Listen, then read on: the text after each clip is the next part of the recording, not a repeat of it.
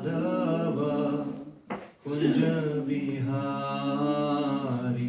Jaya Radha Madhava Kunja Vihari Jaya Radha Madhava Kunja Vihari Radha Madhava Kunja Vihari Jaya Gopi Jana Vallabha Girivaradhari Jaya Gopi Jana Vallabha Girivaradhari Jaya Gopi Jana Vallabha Girivaradhari Jaya Gopi Jana Vallabha Girivaradhari Yashodanandana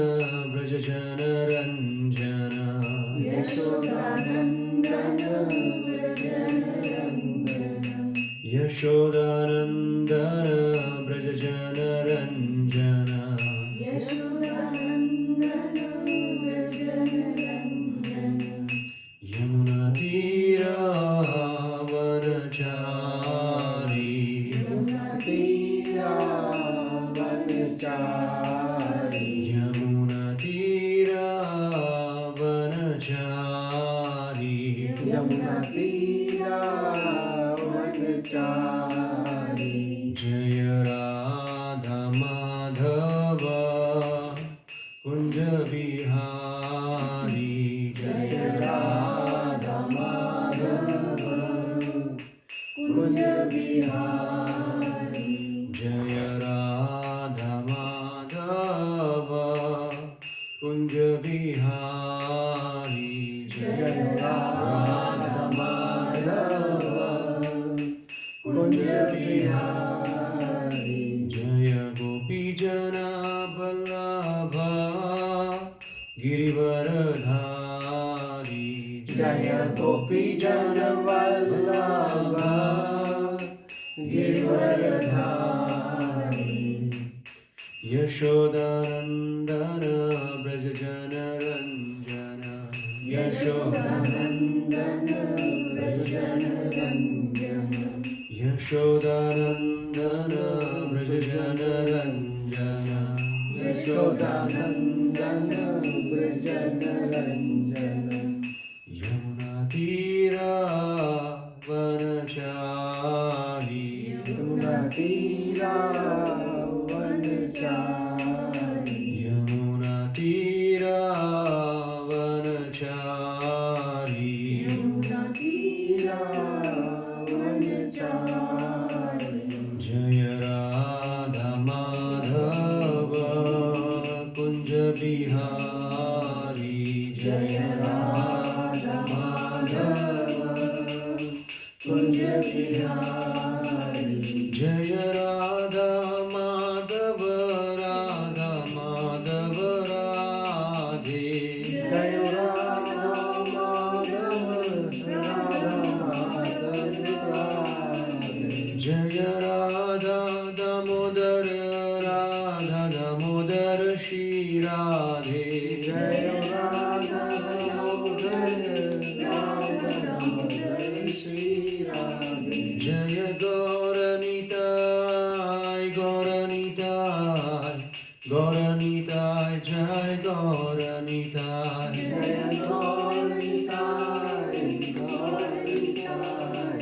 Gauranitai Jai Gauranitai Jai Jai Prabhupada Prabhupada Prabhupada Jai Jai Prabhupada Jai Jai Prabhupada Prabhupada Prabhupada Jai Jai Prabhupada Jai Jai Gurudev Gurudev Gurudev Jai Jai Gurudev Jai Jai Gurudev Gurudev Gurudev Jai Jai Gurudev Harinam Sankirtan Yajna ki Jai Srila Prabhupada ki Jai Ananta Koti Vaishnava Vrinda Om Namo Bhagavate Vasudevaya.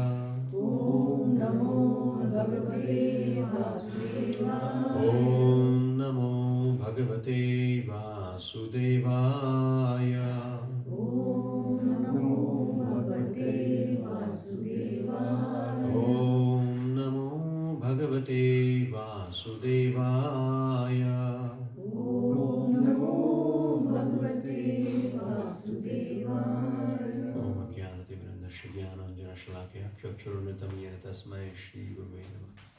Jai Shri Krishna Chaitanya Prabhu Nityananda Shri Advaita Gadadhar Shivasadi Gaur Bhaktivinoda Hare Krishna Krishna Krishna Krishna Hare Hare Hare Ram Ram Ram Hare Hare. Hare Krishna. So we are studying Bhagavad Gita, chapter 13. So in this whole Bhagavad Gita, within 3 sections, we are learning 3 things. One is how to live, and second is how to love, and third is how to, or you can say let it go, or how to leave it.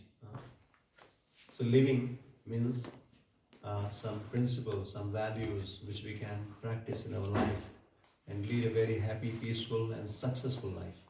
So that is what we are learning in first section. The approach, principle, values which is required to lead a better way of life.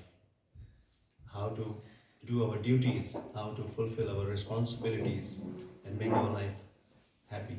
That is what Krishna is teaching in first section. And the middle section, that is Bhakti Yoga, means he is teaching us how to love and whom to love. And there are few things which are constants or which are obstacles, uh, uh, uh, obstacles to receive this or to achieve this love. No? So how to avoid those obstacles means detachment from something which is not helping us to advance in Krishna consciousness. So these 3 learnings we are getting from Bhagavad Gita. So yes, chapter 13, that is Jnana Yoga, and the chapter is nature, the enjoyer and consciousness. So 3 things we are learning here again in this chapter. Nature, nature. So 2 kinds of nature. Prakriti, we are learning about Prakriti. So when it comes to Prakriti, there are 2 kinds of Prakriti. Superior and inferior nature. Which are those? Superior nature? Living entity. We are living entity. Superior nature. And the inferior nature? Non-living, the material elements. Earth, water, air, fire, ether. These are the elements. And we had a detailed discussion about how this material creation takes place. What are the different elements of this material world or this body? We had discussion about it. And of course, the superior nature, that is soul. So this is what we are learning. Kshetra, Kshetrajna, field and field of, or the knower of the field. And also, what is knowledge? Arjuna asked this question, what is knowledge? And what is the object of knowledge? So what is knowledge? Knowledge is knowing self, knowing this, knowing the source of the self, like supreme soul, super soul, Paramatma, and understanding relationship. So now in this verse, like 18 onwards we were reading, these verses 8 to 12. So Krishna is speaking about different elements of knowledge. How can we say that somebody is knowledgeable, or what are the elements of knowledge? So these are the 20 elements of knowledge, right? Humility is number 1. So we were discussing one by one. So wherein last session we had a detailed discussion about a spiritual master, the significance of a spiritual master, Right. yes, and how should we approach, what should be the qualification of a spiritual master, because that's a very important role. Out of these 20 elements, this is one of the very important element, approaching a spiritual master. So humility, pridelessness, non-violence, tolerance, simplicity, approaching a bona fide spiritual master, these are the points. Cleanliness, This is also very, very important. Knowledge, cleanliness. Internal cleanliness and external cleanliness. So to purify or to clean our body, we take bath. And to clean our mind, what do? What we have to do? Chanting the holy name is to clean the mind. Because mind is very much contaminated. External cleanliness, that we can do easily. But internal cleanliness is very difficult process. Yes, so many contaminations are there: lust, anger, greed, pride, illusion, envy. So these are contaminations of the heart. So when we chant the holy name, we cleanse heart. This is heart cleansing process. Steadiness. Steadiness means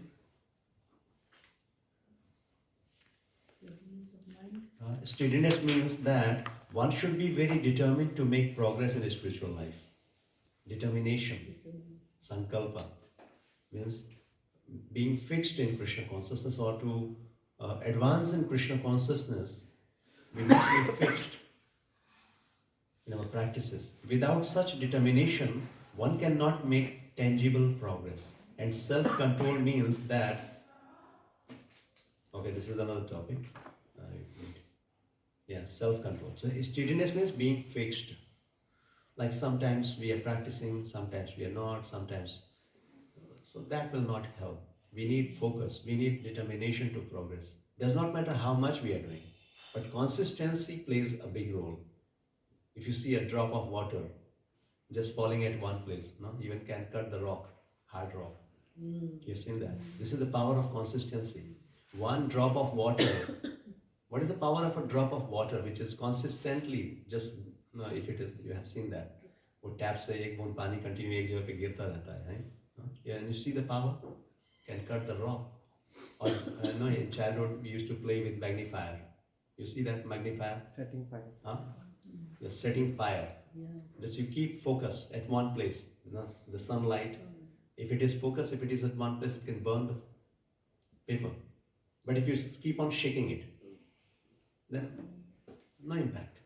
So similarly, this determination or the focus, that is very much required in Krishna. If we really want to advance in Krishna consciousness, it's a daily process. It's a process. It's not a one-day job. On a daily basis, either small or big, whatever we are doing, we should do it consistently. That's why it is recommended that even if we suggest somebody, okay, chant the rounds. It's not that one day you are chanting 64 rounds and next day you are chanting nothing. So that kind of chanting will not help much. So if you have taken some commitment, some vow, 2 rounds, 4 rounds, whatever, but maintain the consistency first. At least 4 rounds consistently. Then increase the number and then make it consistent. That is the process. So steadiness, self-control. So self-control means that one should not accept anything which is detrimental to the path of a spiritual progress. Because our goal is a spiritual progress. So when we, it means if any goal, you say any of the goal if you have, and if there is no self-control, because there will be so many attractions, so many temptations will come, right? So especially when we are reading Bhagavad Gita, of course this is talking about a spiritual goal, but whatever goal we have, if we are not consistent, if we do not have self-control, we cannot succeed. Yes, so self-control means just for temporary happiness, if we know that we have some bigger goal, some higher goal, so just, and for that we should not compromise with some temporary, or we can say immediate pleasure, immediate happiness. There is a statement that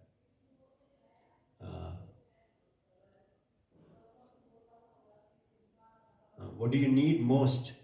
You must not compromise with what is giving joy at present. And maybe you can understand the meaning, what I'm saying. The phrase is something different. But the point is, if we have some bigger goal, right? And so many other temptations, maybe in current time, we are getting some temptations or something which is going to give me some kind of joy. And because of that, if we forget our ultimate goal, that is not good. So it is called like Shreya and Preya. Prayas and Shreyas. Prayas means immediate happiness. Immediate happiness or pleasure. And Shreyas means which is not immediate, which is maybe that will come in future. Means that is a bigger goal. So for that big goal, if some sacrifice is required, we should be ready to do that. That is called self-control. So this is another quality of element of knowledge. Renunciation of the object of sense gratification. Hmm? So we know that sense gratification is an obstacle. Again, that is means immediate pleasure.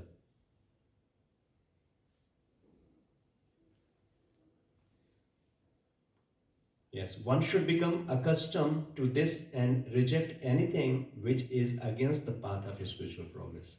This is real renunciation. The senses are so strong that they are always anxious to have sense gratification. One should not cater to these demands which are not necessary. The senses should be only gratified to keep the body fit so that one can discharge his duty in advancing in his spiritual life. The most important and uncontrollable sense is the tongue. If one can control the tongue, then there is every possibility of controlling the other senses. Right? So if we want to control the senses, like senses are always running after sense gratification. And if we want to progress in any field, in a spiritual life, then we have to control the senses. And tongue is the most important, or the most, you can say the strongest sense. And if we can control tongue, we can control all other senses. Right? So to control tongue, we have two things. One is chanting the holy name, and second is taking prasadam. It's very difficult to control tongue. Huh? So chanting the holy name or speaking about Krishna, glorifying Krishna. So these are the activities, because then we can engage tongue in a proper way, and that will help us to control. Eating is the second process. What do we eat? That makes lots of difference. No, the kind of food we eat, that makes lots of difference in controlling the senses. So eating Krishna prasadam, and of course when we say prasadam, that should be in mode of goodness, sattvic, because too much spicy, pungent, or this kind of food stuff will not help us to control the senses. That will agitate us. But if sattvic food is there, then it will help us to control our senses. Yes, so sense control, that is another element, and which is very, very important.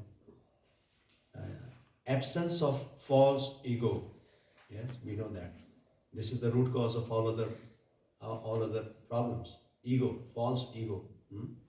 The perception of the evil birth, death, old age, and disease. What does it mean?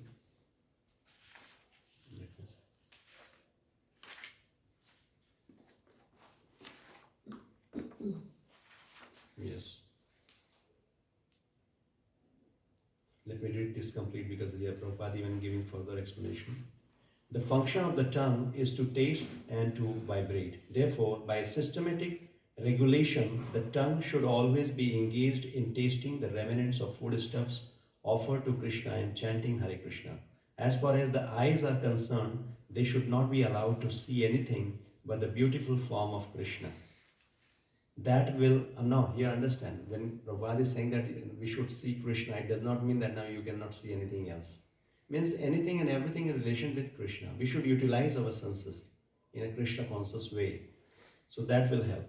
That will control the eyes. Similarly, the ears should be engaged in hearing about Krishna, and the nose in smelling the flowers offered to Krishna. This is the process of devotional service, and it is understood here that Bhagavad Gita is simply expounding the science of devotional service.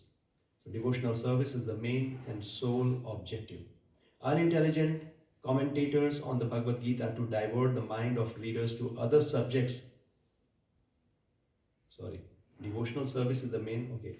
Unintelligent commentators on the Bhagavad Gita try to divert the mind of the readers to other subjects, but there is no other subject in Bhagavad Gita than devotional service.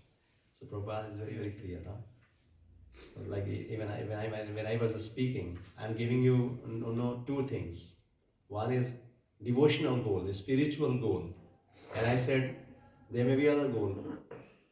Yeah, there are other goals.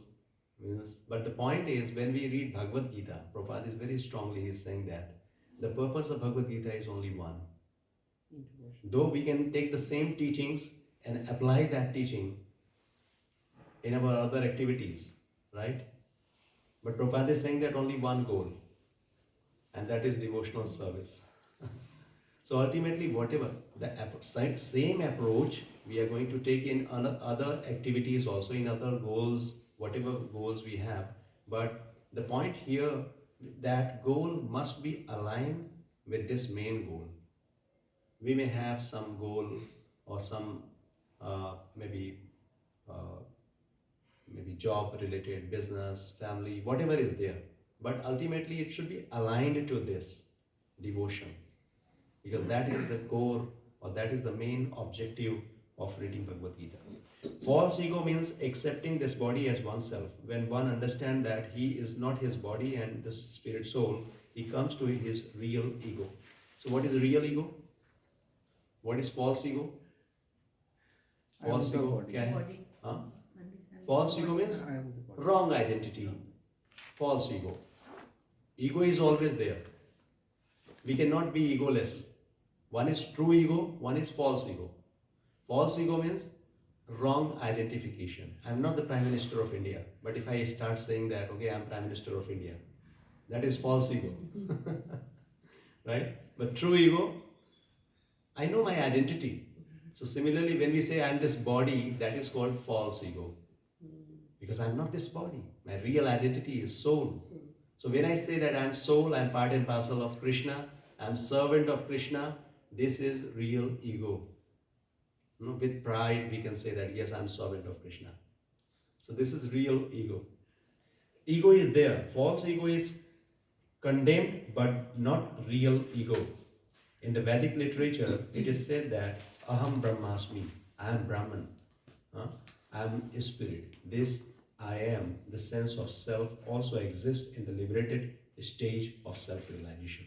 This sense of I am is ego, but when the sense of I am is applied to this false body, it is false ego. Yes. So anyway. One should try to understand the distress of accepting birth, death, old age and disease. There is descriptions in various Vedic literature of birth, literatures of birth. In Srimad Bhagavatam, the word of the unborn, the child's stay in the womb of a mother, its suffering, etc., are all very graphically described. This is another element of knowledge which one should understand the sufferings or the pain of birth, death, old age, disease, because these are the real sufferings, the real pain. But out of ignorance, we do not understand. That is called ignorance. People are not knowing about birth, not knowing about death, old age, disease. Though they are going through this process, but they are not able to realize it. Apashyatam atmatattvam means pashyan apina pashyati, that is called. Everybody is seeing others dying, but nobody is bothered about it. Nobody is ready to ask question. What happens before death? What happens after death? Why somebody is dying? So this is called ignorance. But knowledge means somebody is aware of this. Why it is happening? How can I get out of this cycle of suffering? So that is called knowledge. What other elements are there? So detachment. Detachment from? Detachment is another great knowledge. This whole section, third section of Bhagavad Gita, the purpose of this section, Jnana Yoga, is detachment. Detachment from all those things which is not helping us to develop love for Krishna, to achieve our perfection of life, spiritual life. So detachment. What are the things you want to be detached from? Or you need to be detached to develop love for Krishna? What are those things? Huh?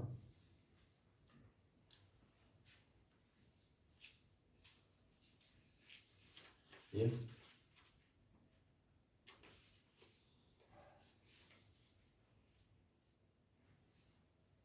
As for detachment from children, wife, and home, it is not meant that one should have no feeling for these. When it comes to detachment, people, we think like, okay, we have to get detached from wife, children, home, all material things. What Prabhupada is explaining, uh, it does not means yes, detachment, but we have to understand what is real detachment. Prabhupada is saying, one should not, it does not mean that one should have no feeling for these. They are natural object of affection, but when they are not favorable to spiritual progress, then one should not be attached to them.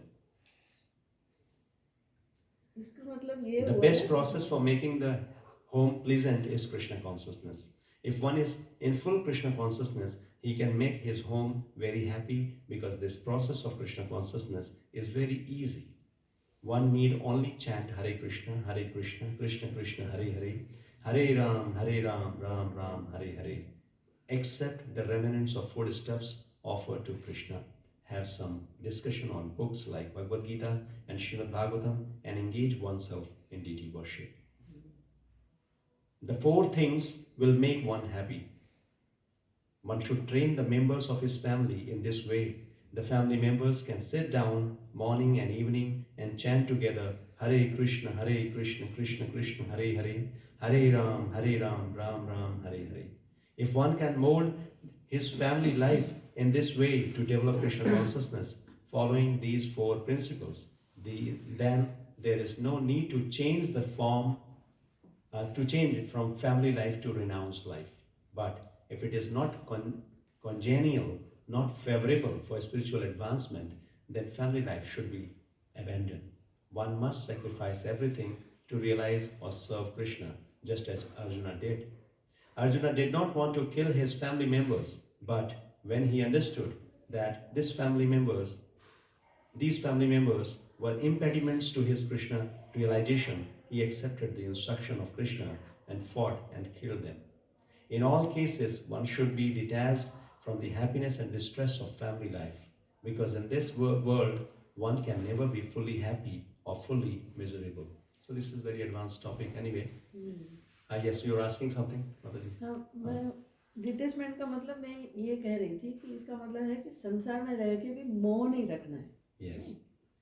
Means what Prabhupada is saying, attachment means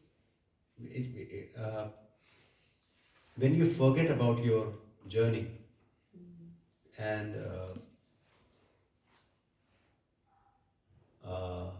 I mean,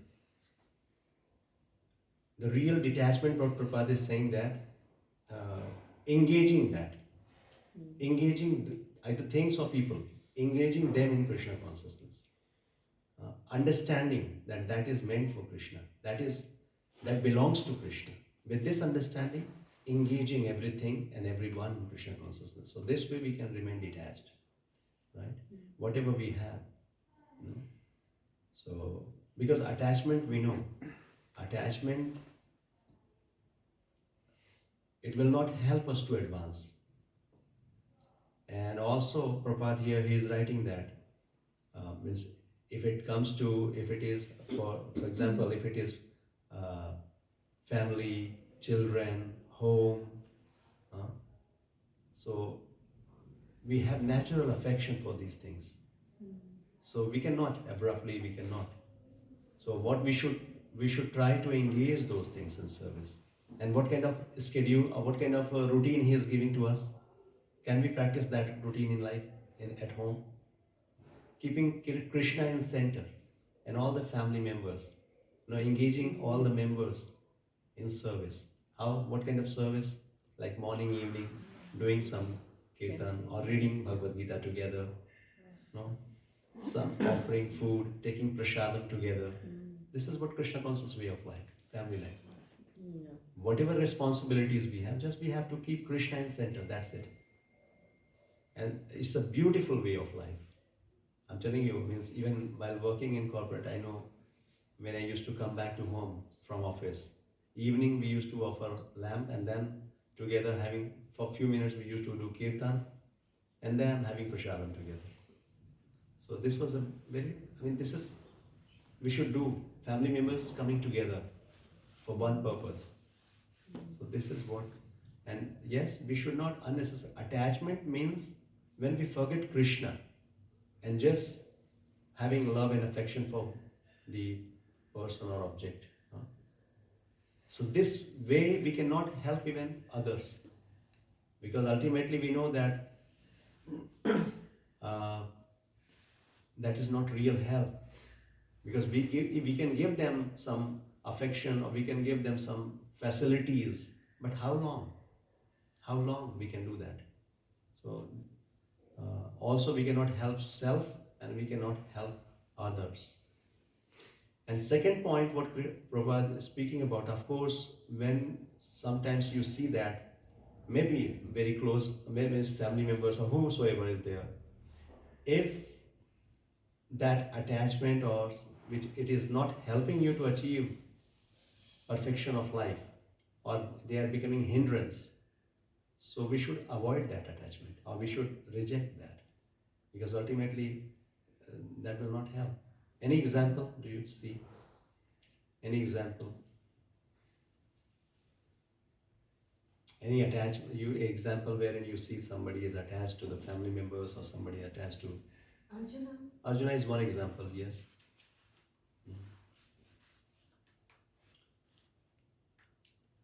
Or kind of people we can reject.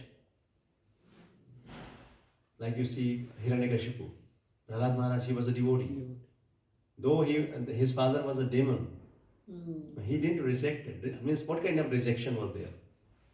What is detachment? You understand? He was father. Hiranyakashipu was father. Like we here, no? Hate the sin, not the sinner. And Prahlad Maharaj is the best example for that. Hiranyakashipu, even being Prahlad Maharaj's father, he was so inimical towards Prahlad Maharaj. He tried his best to kill in all ways. In different ways, he was trying to kill him. So, and when Hiranyakashipu, when he was being killed by Narasimhadeva, and after killing him, Narasimhadeva asked him, "What do you want?"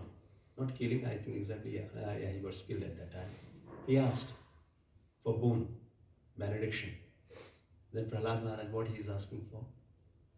He asked for his liberation, his father's liberation. So that is what called detachment. Real detachment. Means he was not hating Hiranyakashipu, but the sinful activities he was doing. And that's why he was always compassionate upon. He was always teaching Krishna consciousness. So sometimes maybe it's a very advanced example, advanced stage.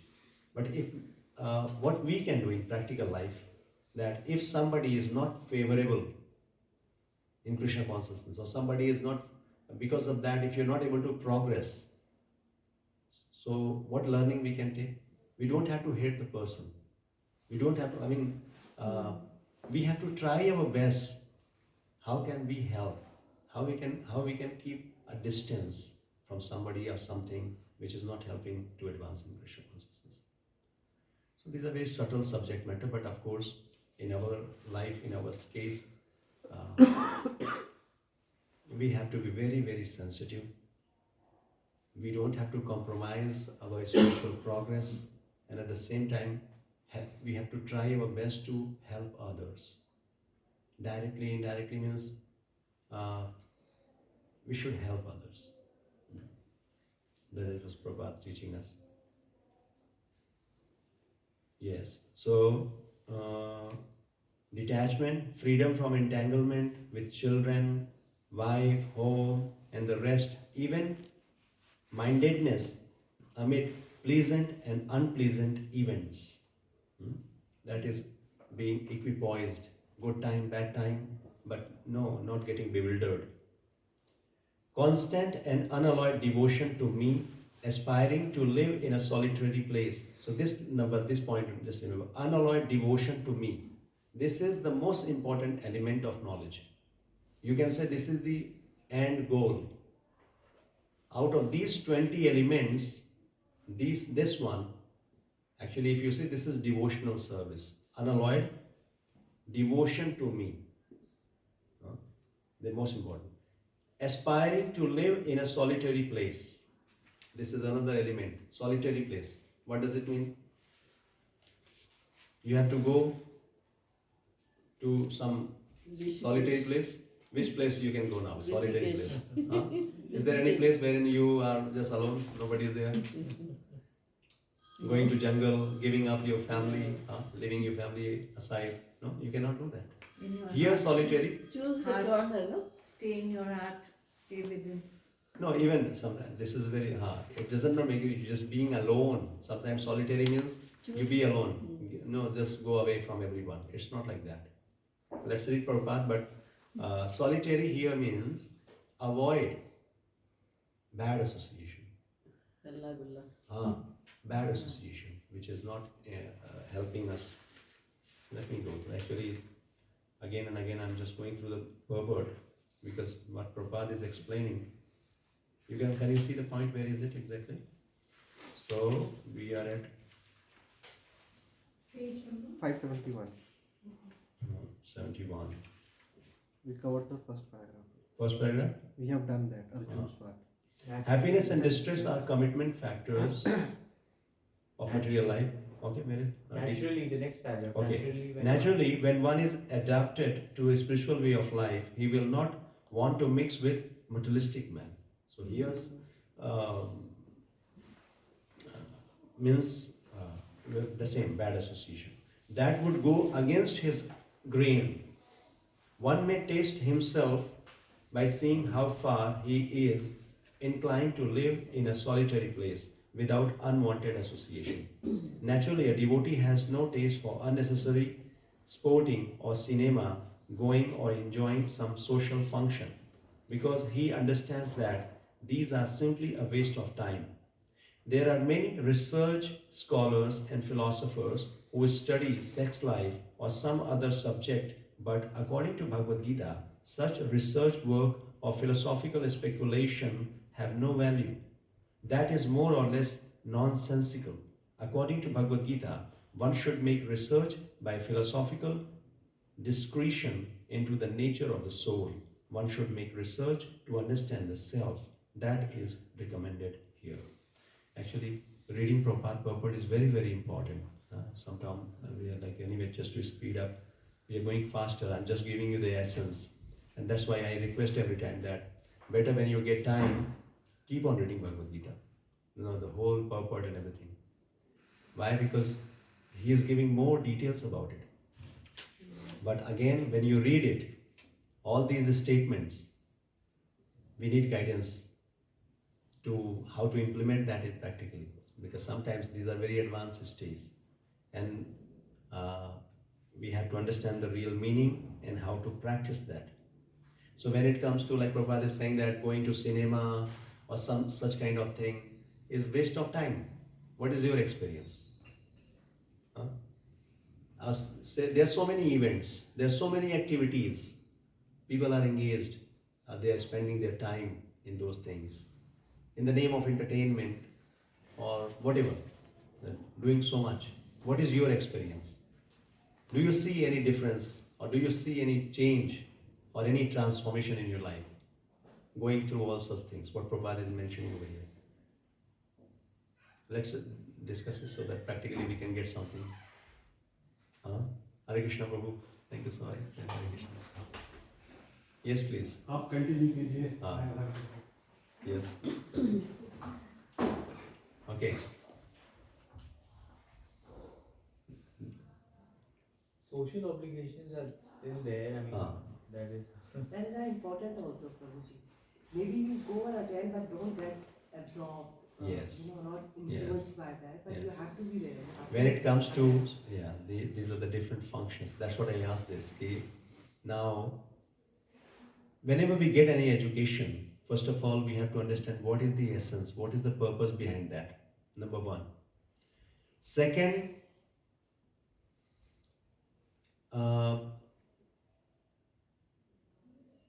at what level? No, what is our status? What is our level now? Yes, we should, because abruptly, if you try to do anything, that will create disturbance. So first, why knowing the goal is very, very important. Where I have to reach, because when you know the goal and you know the current position, then you will progress. Knowing the goal, that will help you to progress, because then only you will move forward. And if you do not know the goal, so you will stay at one place and just be satisfied with that. So knowing the goal is important, and knowing our current situation, that is also, we have to know the current situation and seeing based on current situation how we can progress. That is what we have to do. And when we progress and we know our current situation, whatever little bit progress we are making, we should celebrate that. We should feel happy. Goal is to keep us, to give us direction, to keep us motivated. But simply seeing the goal also, and if we start thinking how far it is and no, it's impossible, I cannot do that, that will demotivate us. So these three things: current situation, goal, and how bit by bit we are progressing. That is what we should always know that. So maybe Prabhupada is talking about that going to cinema or some so many things which is simply a waste of time. Maybe giving some kind of entertainment, right? Entertainment is also required. We cannot be social, that is required. But why we are discussing this? Why Prabhupada is saying like this? Because now we know the goal of our life, and we are giving it first. We have to give it to we have to make it first priority, and we know how much time we have. Means how time is very, very valuable. So when we understand the value or the significance of goal of life and we prioritize it, then we will start understanding what to do, what not to do, what is really no we should do, what should we avoid. Otherwise, if we do not focus on goal, then we will keep on wasting our time in so many things. Everything is important in life, but what is more important? What is that which is helping you to advance in Krishna consciousness? Because here, let's say, you are putting so much of effort every day. You are doing so much spiritual practices to advance in Krishna consciousness, to elevate your consciousness, right? And at the same time, if you keep association of such people not having faith in Krishna, or people materialistic people, like Prabhupada is saying, they don't have any concern about their spiritual progress. They are simply wasting their time in eating, sleeping, mating, defending. If you come in association with such people, so that is what you are lighting a fire and then watering it. So that spiritual progress will never happen. It will become a spiritual entertainment kind of. Okay, one side you are doing spiritual practices, and another side you are just doing something which is just spoiling that effort. So that's why it is recommended that we should avoid. Now, when it comes to practical application, like you said, yes, social obligations are there. So it will not happen abruptly. Knowing this will make us serious. At least we will observe where to go, where not to go, and when we go to that place, how we should be alert enough. Okay, that should not spoil my consciousness. Like, yes, Shalmata said, okay, if you're going, we should not be affected from the atmosphere, from the people. And for that, we should have very strong spiritual practice. We should be so much strong that if we come in association with any other people, they should be influenced with our behavior. They should get some inspiration from us. It's not that we should go and get inspired from them. and forget about our spiritual life. Like we are practicing devotion, right? We know that Krishna is our goal of life. And when you come in contact with somebody enjoying his life in a materialistic way, right? And all of a sudden you forget about Krishna consciousness. You said, okay, come on, what's the use of practicing Krishna consciousness? See, these people so much enjoying, no, and drinking, eating, enjoying. Let me lead life like that. So we don't have to be influenced by those activities which is degrading our consciousness. And for that we need to become strong. So initial stages, like big sannyasis you see, they are very advanced. Prabhupada, he used to stay in Butler, and where that, what was that location? Means in New York, some places where in all these materialistic people, they are drinking, means all sorts of bad activities they are doing. But Prabhupada was with them. He was staying with them. But he was so strong. He could not get in. He was not influenced by their nature, by their behavior. But he influenced others. They became devotee. So at initial stage, it is recommended that now when we know about this, when we are getting this knowledge, so we should practice or we should avoid such association because we are weak right now. So if we have this kind of association which is not favorable in Krishna consciousness, then very easily we will be influenced by this. Right? So we should avoid. Conscious effort is required for that. Yes, detachment from the general mass of people, accepting the importance of self-realization, like anybody who is receiving spiritual knowledge, they know that first, this self-realization is the purpose. And philosophical search for absolute truth. Basically, the Jnana Yogis, they are always reading scriptures. They are doing philosophical discussion. Why? To search for, they are searching for absolute truth. Param Satya. All these I declare to be knowledge. And besides this, whatever there may be is ignorance. So Krishna is saying, these are the elements of knowledge. Anything beyond this, besides this, is ignorance. Ignorance. A big purport Prabhupada is given even.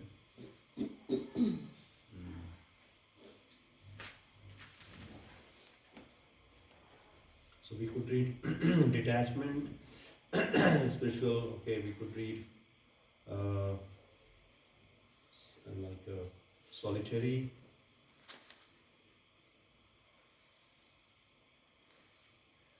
Okay.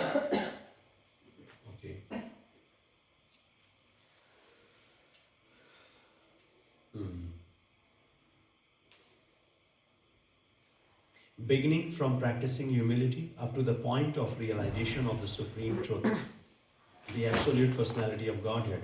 This process is just like a staircase beginning from the ground floor and going up to the top floor.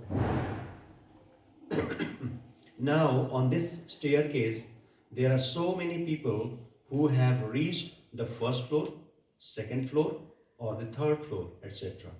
But unless one reaches the top floor, which is the understanding of Krishna, he is at a lower stage of knowledge. So these are the different elements of knowledge. And Prabhupada is saying, this is just like a staircase. Somebody may have 1 quality, 2 quality, 3 quality, 4 quality, different floor. So what is the purpose of a staircase? Reaching to the top. So until somebody is reaching at the top, what is the use of a stair? You may be at any stage, but what is the top level?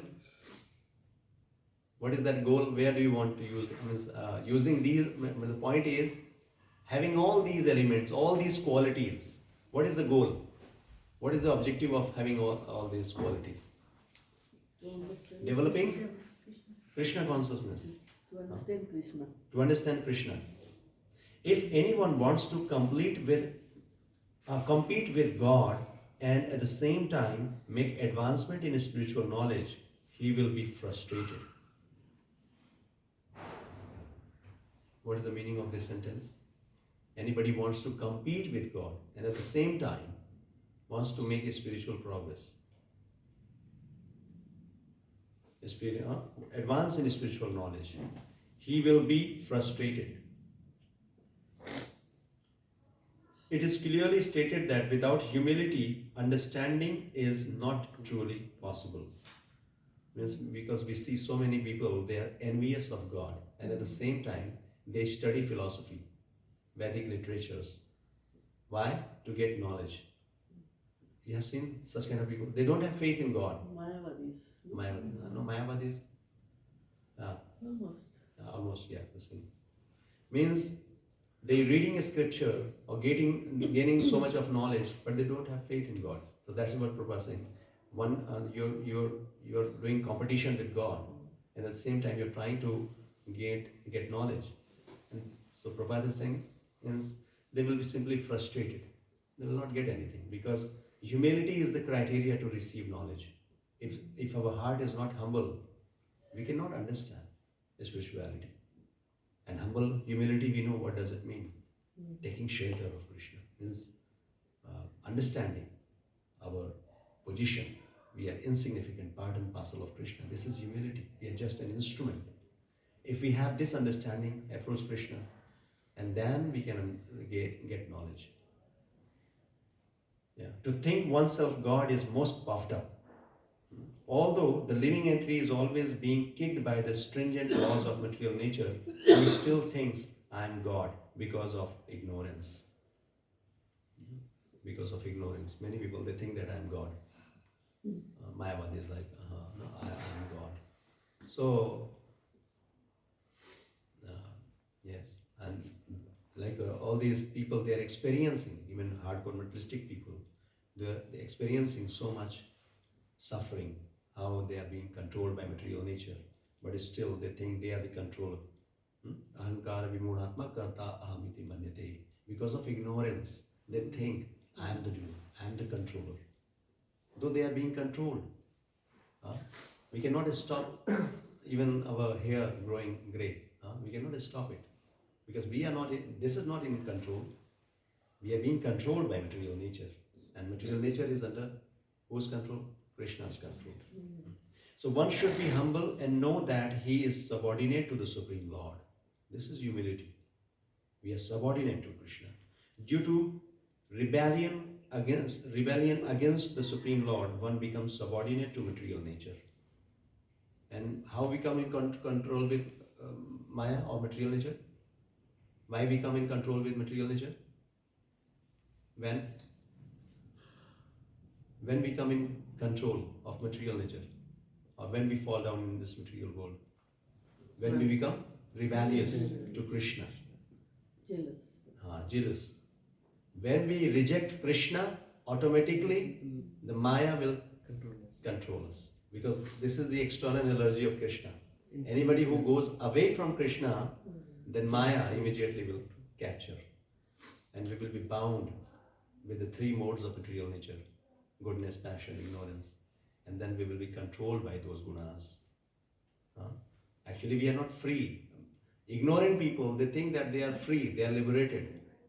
Even if you talk about some smoker, some alcoholist, they say that I am free. Whenever I want, I smoke. But they are not free. Actually, they are controlled by their lower modes. People controlled by lower modes, like mode of ignorance, mode of passion, they are controlled. They are bound to act in that nature, in that behavior. So that is not freedom.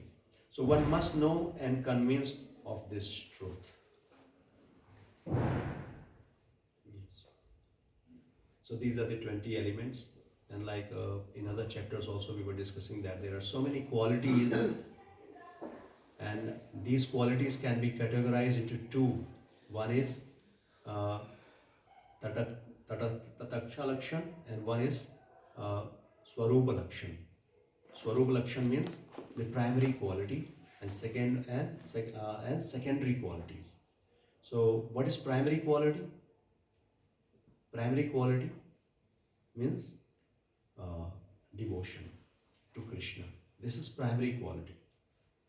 or Swarup Lakshan, knowing ourself, knowing our relationship with Krishna and serving Krishna. That is called Swarup Lakshan, or primary quality. If somebody is having this primary quality, then all other qualities like humility, pridelessness, detachment, no, self-control, sense control, all these are secondary qualities. All these qualities will automatically develop. So we have to practice just one quality.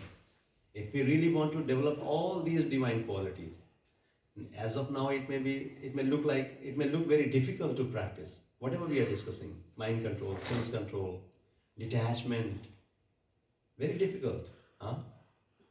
Even we may not have desire also to develop these qualities. Do we have that? Detachment. The moment it comes to detachment, it's very difficult. So forget about it. So instead of thinking about what not to do, better let's practice what to do. You know, what we are supposed to do, let's do that. So one quality, if we practice that, if we develop that, rest other qualities, that is byproduct. So one quality is devotion. Developing devotion. Developing, because that will automatically help us to develop detachment from temporary. How much time we have now? We have 25 minutes. Okay. So this whole chapter, now if you go through the purports, you will see the difference between soul, super soul, the characteristics or qualities of super soul. Though we have discussed it again and again, but this whole chapter is talking about. So what Krishna is saying, I shall now explain the knowable, knowing which you will taste the eternal, Brahman, the spirit, beginningless, the subordinate to me, lies beyond the cause and effect of this material world. Everywhere are his hands and legs, his eyes, heads, faces. He has ears everywhere. In this way, the super soul exists, pervading everything. So now Krishna is speaking about super soul. So super soul exists everywhere. He is all pervading. What is super soul? Krishna himself. The expansion. Krishna's expansion. Localized aspect of Krishna. So Prabhupada gives example of sun.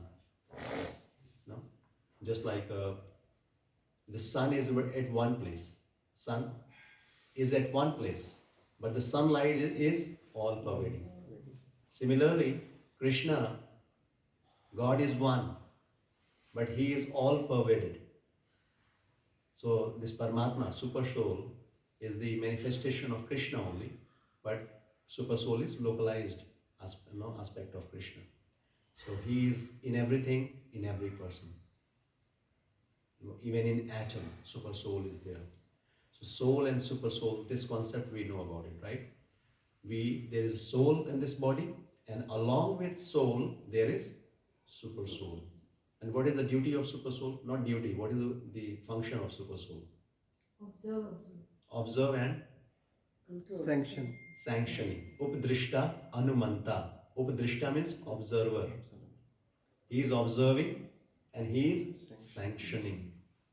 So there are three doers. I'll not go into that. But yes, soul we know, the living entity, and super soul, Krishna himself expanded as super soul in different living entity, in atoms, everywhere he is there.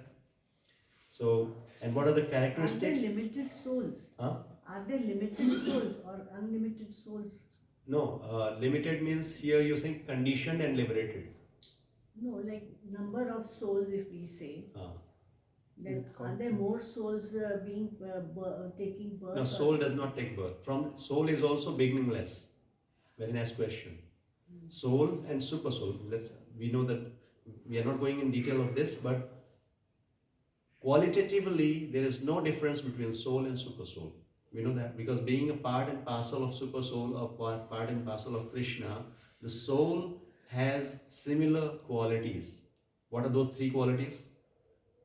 No. Sat, Chit, Anand. What is the meaning of Sat? Truth means what? eternal, Eternal. something which is permanent. Permanent. That is called Sat. Chit, Conscious. Consciousness. yes, conscious, knowledge. Knowledge. No? Bliss, Anand Anand, is bliss. means that is bliss. So these are the three elements, Sat, Chit, Anand. Soul is made up of these three elements, and God is also made up of these three elements. God is also Sat, Chit, Anand. Soul is also Sat, Chit, Anand. Qualitatively, both are same. But when it comes to quantity, there is a huge difference. Soul is limited to this one body, like in the beginning of this chapter we were reading. Soul means I am only means conscious of this body. But when it comes to super soul is conscious of everybody. Yes? Prabhupada gave example like a farmer is aware of his own land. He is owner of his own land. He is aware of his own land. But the king is aware of all the lands.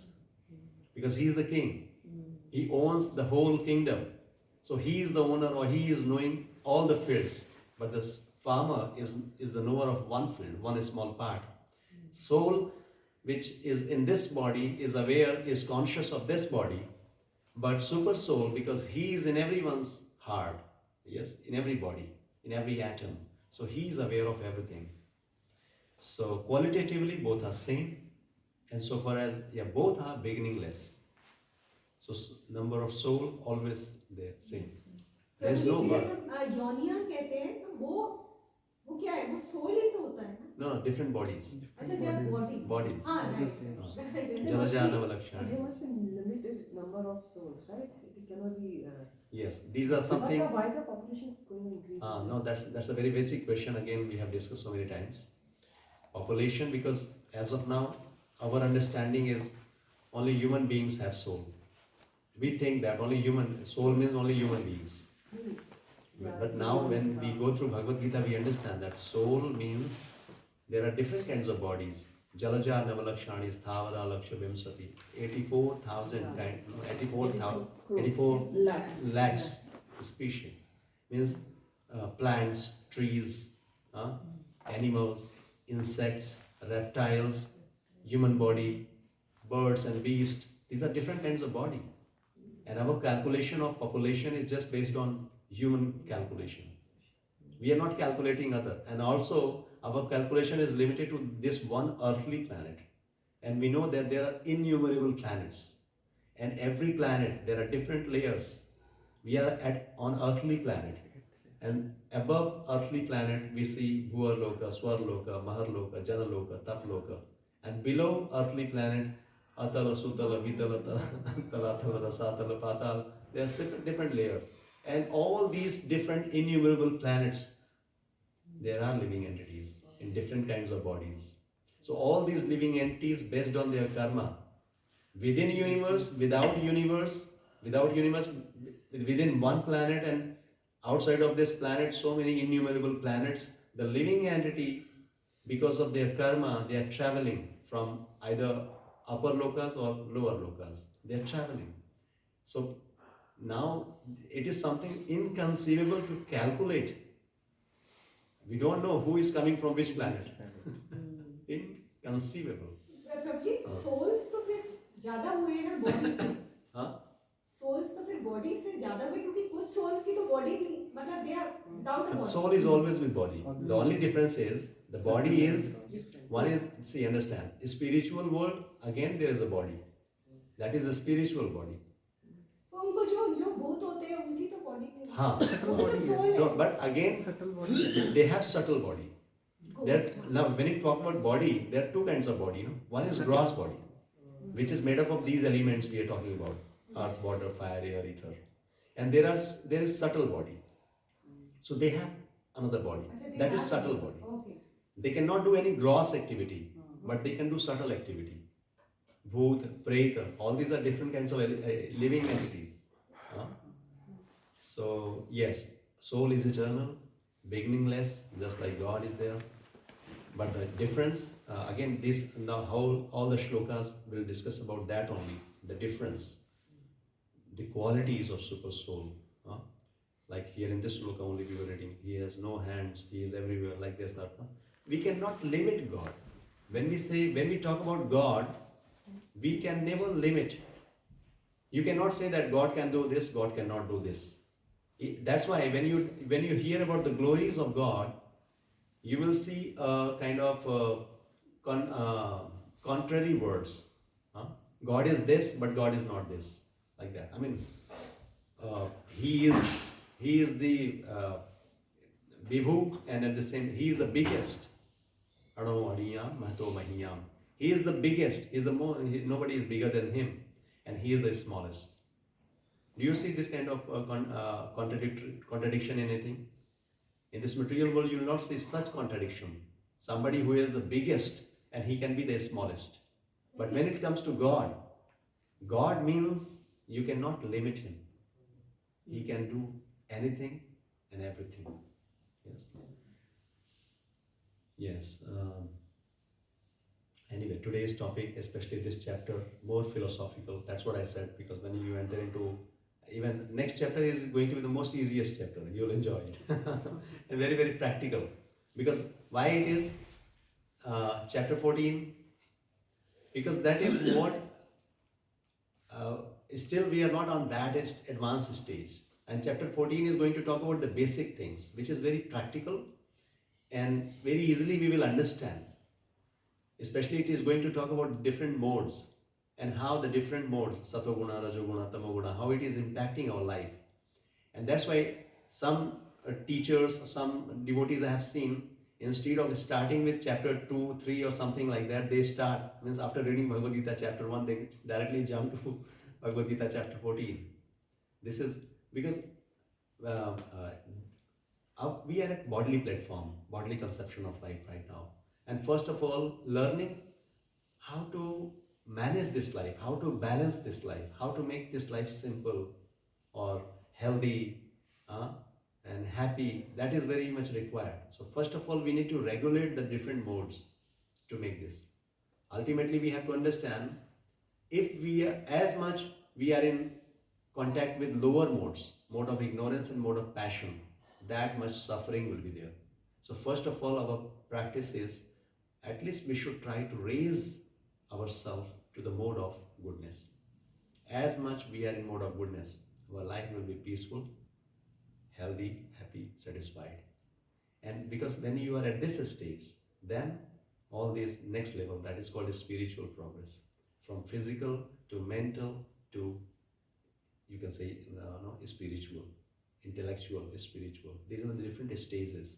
If I directly start speaking about just a spiritual, sometimes it's difficult to understand or difficult to practice. So physical level, that is easier. Learning some routine, learning something which can help us to at least keep us happy. Any question as of now, whatever we have discussed, another 10 minutes to close it. Yes, please. One small query. This Bhagavad Gita is essentially what we believe is one lecture given by Sri Krishna to Arjun, right? Yes. And so what was the duration of that lecture? It was 47 minutes or 48 minutes. So we are for so many, sessions one after the other, and still one can't comprehend. Yes. And you mean to say Arjun was able to comprehend the entire import of that lecture in 47 minutes? Yes. No, that's a good question. I mean, that is what Krishna's position, Arjuna's position. They were very different. Very advanced. So I just wanted Even we can. I mean, somebody asked how much time it takes to understand Krishna consciousness. Though, of course, to advance in Krishna consciousness, Prabhupada said it takes one moment. Why it is? The message is very simple. The whole Bhagavad Gita is teaching us just one thing, how to love God. That's it. And love is our natural language. Is very natural to our heart. Love. To love and to be loved. That is very natural. But because of conditioning, we have been so much conditioned in this material world because of this material nature, the three modes. Now this simple language is very difficult for us. Otherwise, what we are learning? Loving. We are learning how to love. Service. To become servant is the most easiest job. You don't need any qualification. But to become boss, we have to do so much. So much qualification is required. Everything. Yes. So, understand this point. It is all conditioning. Otherwise, language, the teaching is very simple. Anything else?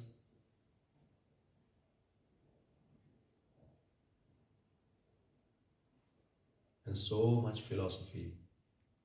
Even if we talk about the philosophy of Bhagavad Gita, this is the basic philosophy Krishna is giving. And that's why it is known as Bhagavad Gita is the ABCD of beginning of spiritual life. Just we are learning the principle and values, understanding the life through Bhagavad Gita. And also, it depends, two way. It is the level of a student and the level of teacher also. Sometimes you will see, because teacher, if teacher is very much advanced, very much Krishna consciousness, even somebody is not qualified to understand, teacher makes, by his mercy, by his grace, he makes the student understand this. Yeah? And that's why, like, when some great sannyasis is coming or advanced devotees coming, we invite you all. We say that, okay, please come, just have darshan, just sit for some time. Because simply in coming in contact with such kind of devotees, pure souls, they're practicing, you will see lots of change in life. Because this subject matter is not theoretical subject matter. It's very difficult to understand this knowledge. Understand means practice, or to realize this knowledge. It's not easy. Though it's simple, but it's not easy to. It's simple, but it's difficult to become simple to implement. But if you have sincere desire, that is one thing. Another answer what Prabhupada gave, that if you really want to advance in Krishna consciousness, what is the easy, how somebody approaching Prabhupada asked, and Prabhupada was just sitting in a car, he was just going somewhere. So devotee running after Prabhupada and just asked, how can I advance? How can I become a great devotee or sincere devotee? And Prabhupada just gave one answer: desire. Desire. If we want to advance, if we have that desire, sincere desire, then for sure we will progress. And if we do not have desire to advance in Krishna consciousness, does not matter how many classes, how much what we are doing. No. Because everything starts from there.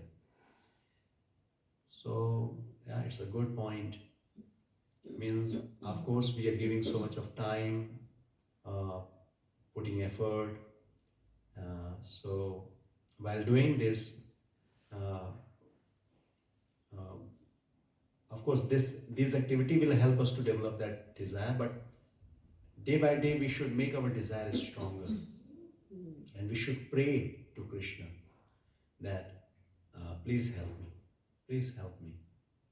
If I'm not able to understand, then also at least let's pray, please make me understand the real purpose of life and give me association of devotees so that I can progress in Krishna consciousness and make it successful.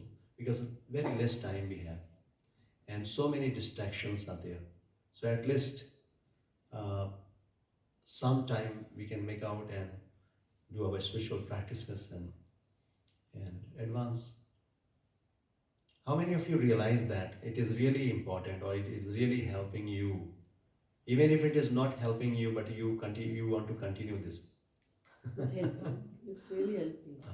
I think the very fact that they are continuing means that they want to continue. No, definitely. Even why I asked the last question, even if it is not much, but continuing this process will give you lots of benefit. May not be able to understand everything, Maybe even 1%. slowly and gradually. Huh? Slowly and gradually. Slowly and gradually, yes, of course. At least we should appreciate ourselves that yes, we are continuing. We are ready to hear. Otherwise, even hearing, I'm telling you, this subject matter requires lots of qualification to hear it. You cannot hear for long. Not though it is very sweet. Why I'm saying you cannot hear for long means because once you have that taste, you can reject everything just to hear this subject matter. And big scholars, devotees who have understood the message of Bhagavad Gita, you ask them, big scholars, 20 years, 30 years, 40 years, the same Bhagavad Gita they are reading, and they feel like every time they are reading something new, they're getting something new. Bhagavad Gita is not an ordinary book. It's not something once you finish and job is done. No. Big people, they are reading for many times, and every time they get something new in Bhagavad Gita. This is life blueprint. Really, only 5 subject matter is there in Bhagavad Gita. If you understand these 5 subject matter properly, you can solve any problem of your life. You can answer any question related to your life. The all existential question people outside not able to answer. But once you understand Bhagavad Gita, these 5 subject matter, who is God? Who am I? Means living entity. God, nature, Prakriti, and Kal, time. These 5 and karma. These 5 principles, 5 subject matter. If you have good understanding of these 5 subject matter, you can answer any existential question. You can solve any problem. Means because now after this you will know the cause and effect. You will know everything, why anything and everything is happening in your life. You will be able to answer easily. You will be able to understand whatever is happening in your life and why it is happening and what should be the response, or how should I react, or how should I respond to that situation. Very easily you can do that. It's a very powerful book. Only we need to understand the basics and then practice. And beautiful. Maybe sometimes, because when we go through the details and so many philosophical discussions are there, otherwise Bhagavad Gita is very simple subject matter. Knowing Prakriti, knowing God, knowing living entity, soul, knowing about time, how time functioning, what are the factors, and law of karma. So, yeah. Let's continue this journey. Yeah. Any other question if you have? You can. Any practical we can discuss. I mean, small stuff. Today morning I was in temple and conducting class on deity worship because these are the, somebody requested, they were doing puja at home, and somehow even these practical sessions I could not conduct over here.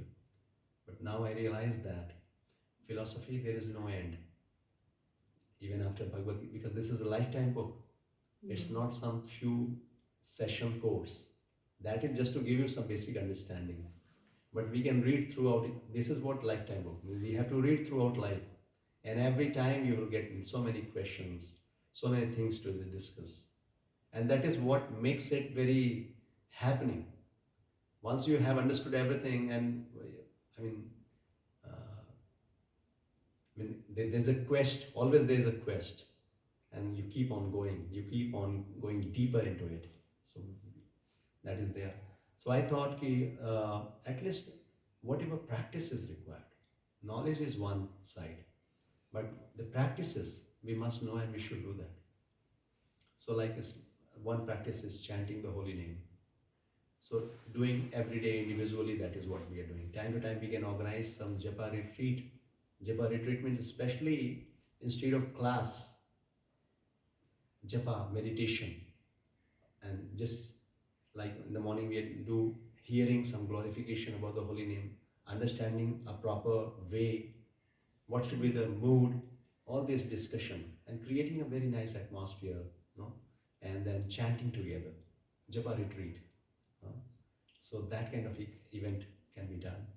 And like time to time you come to the temple, but okay, everybody is not able to come. So at least at home we should know how we can make this home a temple. No? To make temple, we need to give a place to Krishna, like having an altar. So how should we align the altar, or make the altar, and how we can worship at home, right? A small, like in in temple, that's a very elaborated worship of God. But if we want to do similar kind of activities at home, how can we do that? Because this deity worship, again, it gives us a routine. It gives us a regulated way of life, and also we are aware, we are conscious that yes, this place is a place of God. It's a temple. Every home is this home is a temple. It's an ashram, grihastha ashram. It's a temple. So everybody in family all together, they are being engaged in different ways. Somebody may take care of the household activities. Somebody may go out and do business, job, whatever earnings they're getting. So children can be engaged in different kinds of services. So like when you go to the temple, how do you feel? What is your experience? Or any festival? I mean, festival, of course, it is very crowded, but ultimately the purpose, coming to the temple, having darshan, doing some kirtan, accepting, honoring some prasadam, these are the activities. And the same, like anybody coming to the temple, they feel some kind of peace. They offer their prayers. They feel good, spending some time. So what we have to do, we have to make our home temple. Because every day you cannot go and stay back there at temple, right? Once in a while you can visit temple, you can have that because deities are there. Deities means Krishna is personally there, so you get mercy. But whatever we are learning in temple, we should practice at home at a small scale. We may not do that much elaborated deity worship, but at least a small. So that is what small things. Like here we have one setup, but that is not like here. Now we need to learn what all other things we can place and what should be the sequence, right? So this kind of training workshop is required. So if you're interested, one session, maybe next Sunday I'm traveling. Once I'm back, then what we can learn, few things like altar setup, how we can set an altar at home, a small temple, and how we can offer arti, the worship process, and how we can offer food, because these are the basic activities we do. These are the basic activities. And every individual's situation may be different, right? So based on that, how can we adjust that? But at least at our stage, at our level, based on time, place and circumstances, how we can practice a routine, like waking up morning, then doing some kind of worship, maybe some worship, offering food to the Lord, and then some kirtan or something, some spiritual practices like chanting the holy name, having Tulsi Maharani at home. This whole, the vibration will change. Maybe slowly some soft kirtan is going on in home. That kind of atmosphere. Initially, when there is a change, of course, it looks very difficult to practice. But one small step. Just start with one activity. And I'm telling you, the devotees who are practicing, their home is not ordinary home. It's temple. The moment you enter in some devotee's house, you will experience that something is different. So because that kind of vibration is there. That means once it becomes temple, while you're practicing spirituality at home, then you are not on material platform. You are on transcendental platform, and every activity then automatically will be aligned to Krishna consciousness. Because when you see that there is a temple, Krishna is there, I have to offer food to him, so I should keep the place clean. I should keep my body, mind clean. I should cook with pure mind, pure heart, and I should then offer it to Krishna. Yes, then you will automatically, everything when you offer it to Krishna means you will do with conscious, with proper consciousness, and you will purify the body, purify mind, purify the whole existence, and in that purified atmosphere, you will enjoy, you will relish real bliss. Are we ready to do that? Let's do a small. You people have already beautiful place. What is the difference between temple and home? What is missing in this? Not missing here, I'm just giving an example. What is the difference in temple and any ordinary house? What is that? Temple is also made up of concrete. I mean cement, bricks, concrete. The same building. What is that one thing which makes it temple? Krishna is center. Everybody over there, their only purpose is to serve Krishna. Right? Prabhuji, I just read a statement, I think a couple of days back, कि घर में और मंदिर में एक फर्क है. आप घर में पूजा करते हैं तो आपकी कुछ लिमिटेड ही वाइब्स होती हैं आपकी, पर टेम्पल में बहुत सारे लोग प्रेयर करते हैं तो वो वाइब्रेशन बहुत सारे लोगों की इकट्ठी होती है. So that probably. No, that is true. That is true. That's what I'm saying. Temple means because very systematically worship is going on, chanting is going on, spiritual practice is going on. But many people. Many people there, yes, many devotees. So that potency is very different. That's why it is recommended that once in a while we should visit temple if it is possible. But why we say that every home should become a temple means because every day may not be possible going temple. So much engagement is there. So temple is a kind of university which is helping us or which is teaching us how to practice spirituality at home. That is a place where we can go and we can see, we can learn. But when we are at home, how we can practice the same consciousness or same spiritual activities we can do at home. That is what we need to learn. At home, it is we can do it, we can minimize it or we can do it at a small scale. But the point is why this temple setup is required. Why we need to make it a temple? Because then there will be one common goal. All family members with their own skills, with their own efforts, they are trying for one thing, and that is to please Krishna. If we have common goal, family prays together, stay together. What does it mean? Family prays together, stay together. Do you understand why this phrase is there? Because then you have one common goal. Family means either you talk about family, you talk about society. Means different people coming together. Family is a small scale society, right? People from different background, different thought process coming together. And if there is no common goal, then there will be conflict. Every individual will try to fulfill their own desire. They will fight for their own desire. They will try to do things as they want. I mean, you understand this point. Everybody will have their own independent individual desire. And there will be conflict. There will be fight. But when Krishna is the center of our family life, then we may have difference of opinions, or different skill sets. But every individual, if they are very much clear that ultimately we all have to together serve and progress. Because this service to God is for our purification. What service we can do to the Lord? The Lord is Atmanam. He does not require any service. But He is giving us opportunity to serve Him so that we can purify our consciousness. And we can stay together. We can help each other. Prabhuji, what if your other family members, they don't These are all practical things. Once we start, of course, as I said, change is not easy. When you start doing something, then of course some obstacle will be there. And that is what a subject of discussion. Because every individual's situation is different. So, but one thing very much clear that we all have to advance in Krishna consciousness. Spiritual advancement is our goal of life. So based on our individual time, place, circumstances, how we can do that, that is what we have to learn.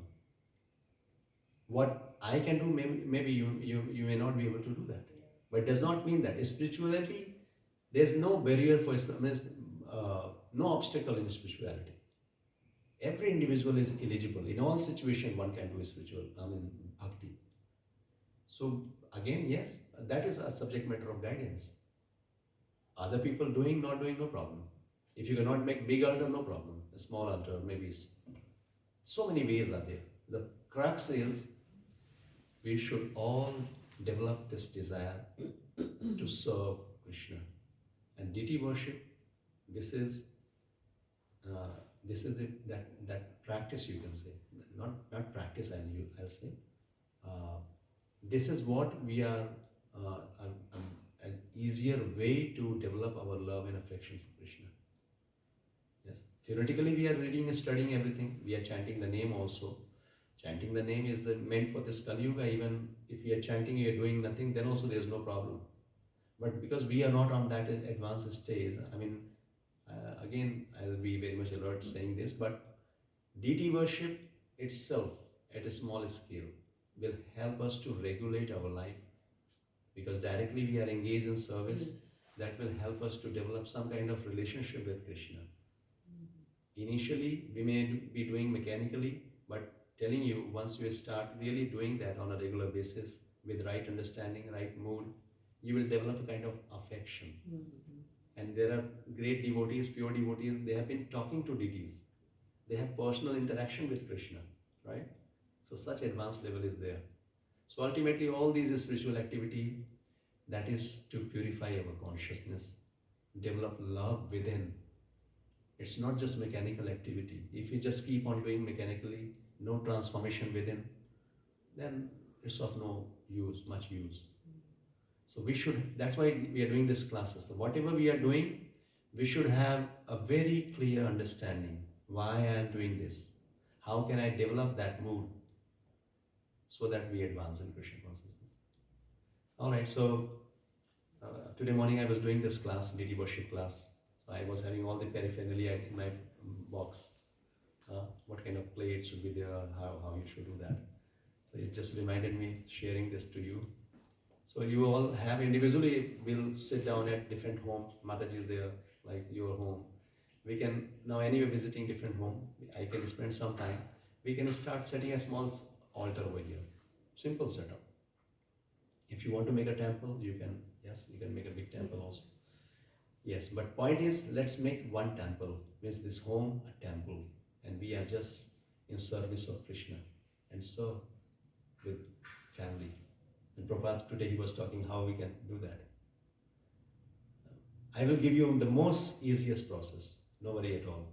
Even if you cannot do anything, simply when you wake up after your bath and just go and worship, just offer your obeisances, sit down, chant.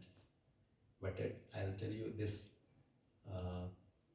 our objective is, as long as you can remain Krishna conscious, means always remembering Krishna, and whatever we think, we do, just we have to connect it to Krishna, and you will see the difference in life. Otherwise, so many different thoughts coming in our mind, so many different kinds of dealings happening every day, which is very negative, which is simply spoiling our time, simply spoiling our consciousness.